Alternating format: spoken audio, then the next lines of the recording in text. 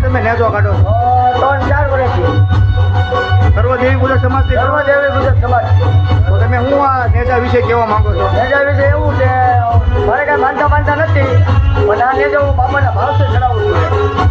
ભાવથી ચડાવી અને અહીંયા નેજો ચડાવી બીજા દિવસો સીધો રણુજા દર્શન કરવા રમાપીના વયો છું. દર વર્ષે કરો છો? દર વર્ષે કરું છું. સર્વ સમાજથી?